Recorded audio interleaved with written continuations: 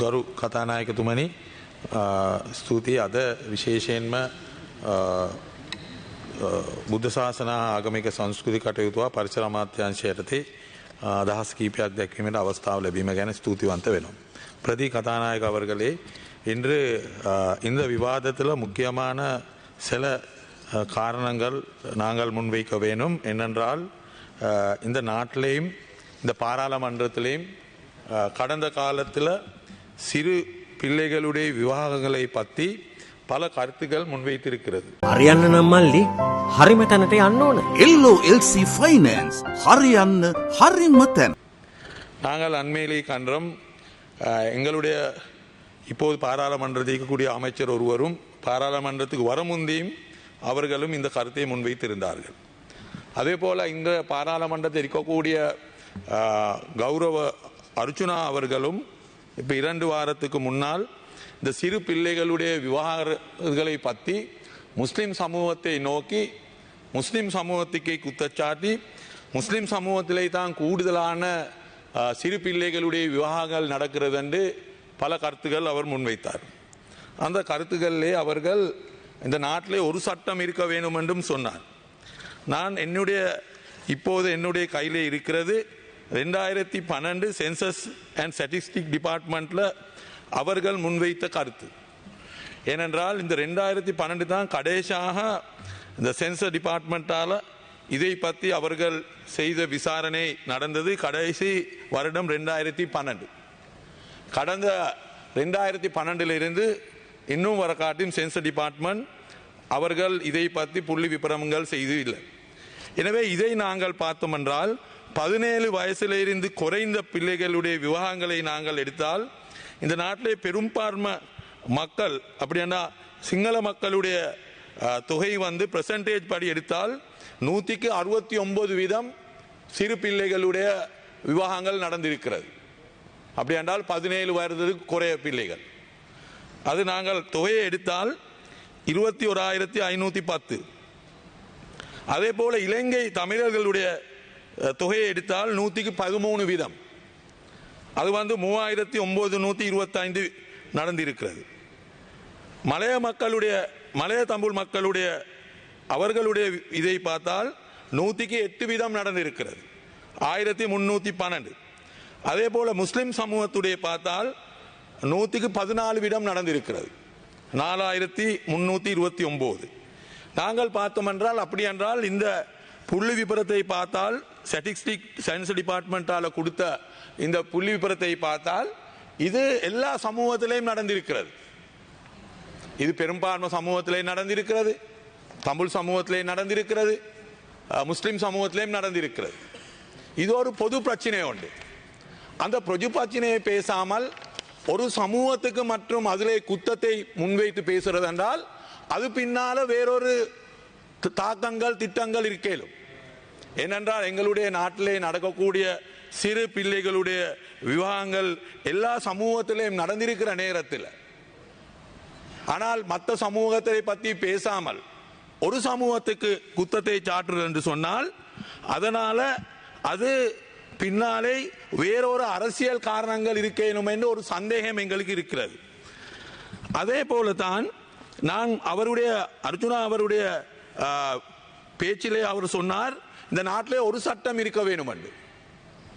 எங்களுக்கு தெரியும், இந்த நாட்டில் பல இனங்கள் வாழக்கூடிய ஒரு நாடு. இந்த நாட்டிலே பல சட்டங்கள் இருக்கிறது.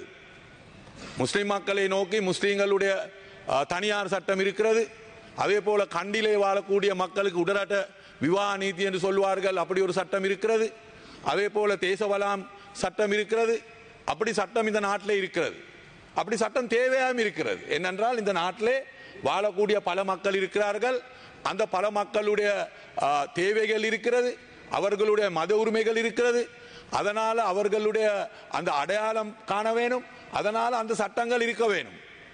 அந்த சட்டங்கள் யாரும் நிராகரிக்கிறது இல்லை. இவ்வளவு காலமா எல்லாரும் அந்த சட்டங்களை ஏற்றுக்கொண்டது. ஆனா நாங்கள் கண்டோம் அண்மை காலத்தில் இந்த அர்ஜுனா கௌரவ உறுப்பினர் அவர்கள் இதை எதிர்த்து கொண்டே பேசிக்கொண்டு வரார்கள்.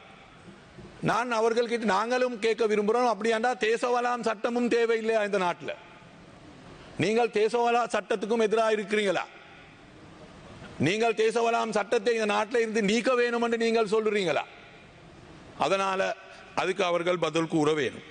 அதனால இப்போது நாங்கள் பார்த்தோம் என்றால் அவர்கள் ஒரு சிறுபான்மை சமூகத்துக்கு சேர்ந்த ஒரு உறுப்பினராக இருந்து கொண்டு இன்னொரு சிறுபான்மை சமூகத்துக்கு எதிராக பேசுறது மிக கவலைக்கூடிய ஒரு விஷயம். ஏனென்றால் இந்த நாட்டில் பாராளுமன்றத்தில் பல தமிழ் உறுப்பினர்கள் இருந்திருக்கிறார்கள், இப்போ உறுப்பினர்கள் இருக்கிறார்கள், வடக்கை பிரதிநிதித்துவம் பண்ணக்கூடிய உறுப்பினர்கள், கிழக்கு மாகாணத்தை பிரதிநிதி பண்ணக்கூடிய உறுப்பினர்கள். அப்ப அந்த உறுப்பினர்கள் எல்லாரும் அவர்களுடைய பிரச்சனைகள் இந்த பாராளுமன்றத்திலே முன்வைக்கிறது. யாரும் இன்னொரு இனத்துடைய உரிமைகளுக்கு பாதிக்கு வரக்கூடிய கருத்துக்கள் முன்வைக்கிறதும் இல்லை, இன்னொரு இனத்துக்கு எதிரான கருத்துக்கள் முன்வைக்கிறதும் இல்லை. அதனால ஒரு சிறுபான்மை மக்களுடைய பிரதிநிதியாக இருந்து கொண்டு இன்னொரு சிறுபான்மை மக்களுக்கு எதிராக அவர்களுடைய கருத்தை தெரிவிக்கிறது நான் நினைக்கிறேன் அவருக்கு வாக்களித்த மக்களுக்கு செய்கிற ஒரு அவமானம் என்று நான் நினைக்கிறேன். அவரை பாராளுமன்றத்துக்கு அனுப்பின மக்களுக்கு செய்கிற ஒரு அவமானம் அது. ஏனென்றால் இந்த நாட்டில் வாழக்கூடிய தமிழ் பேசக்கூடிய மக்களுக்கு பல பிரச்சனைகள் இருக்கிறது. பல பிரச்சனைகள் அது இந்த நாட்டிலே சுதந்திரம் கிடைச்ச நாளில் இருந்து இன்று வர காட்டியும் எத்தனையோ அரசாங்கம் இருந்து இருக்கிறது. ஆனால் எல்லா அரசாங்கமும் பிரச்சனைகளுக்கு சரியான முறையிலே தீர்வு வழங்கில்லை. அதனால தான் இந்த நாட்டில் ஒரு யுத்தமும் உருவாவினது. நாங்கள் இந்த நாட்டில் 35 வருடம் ஒரு யுத்தத்தை செய்து இப்போ யுத்தம் முடிவந்திருக்கிறது.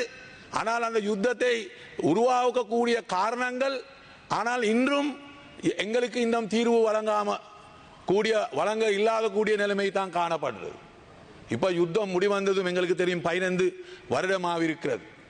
ஆனால் அந்த 15 வருடமாக இருந்தாலும் யுத்தத்தை உருவாவின காரணங்களை தீர்க்கிறதுக்கு எங்களுக்கு விளங்குகிறது இன்றும் ஒரு அரசாங்கம் இப்போதும் முன்வந்து இல்லை. அதனால தான் நான் சொல்ல வாரது என்னென்றால் இந்த நாட்டில் வாழக்கூடிய எல்லா இனங்களுடைய அவர்களுடைய மத உரிமைகள் இருக்கிறது, அவர்களுடைய கலாச்சாரங்கள் இருக்கிறது, அவர்களுடைய பல தனியார் சட்டங்கள் இருக்கிறது. அதுக்கு நாங்கள் மதிப்பு கொடுக்க வேணும், அந்த சட்டங்களை பாதுகாக்க வேணும். அதனால் அந்த சிறு பிள்ளைகளுடைய விவாகம் என்று சொல்றது ஒரு முஸ்லிம் சமூகத்தில் இருக்கக்கூடிய பிரச்சனைகள் மட்டுமல்ல, இந்த நாட்டில் எல்லா சமூகமும் அந்த பிரச்சனைக்கு முகம் கொடுத்து கொண்டு இருக்கிறது. அதனால அது இந்த நாட்டில் இன்று இருக்கக்கூடிய ஒரு பொது பிரச்சனை. அப்படி இல்லாமல் ஒரு சமூகத்தை நோக்கி அவர்கள் குத்தம் சொல்றது என்றால் அவர்களுடைய பின்னாலே யாரி சரி ஒருவர் இருந்து கொண்டு அவர்களுடைய அஜெண்டா அரசியல் அஜெண்டாவுக்கு இவர்கள் வேலை செய்கிறது என்று ஒரு சந்தேகம் எங்களுக்கு இப்போது வந்திருக்கிறது.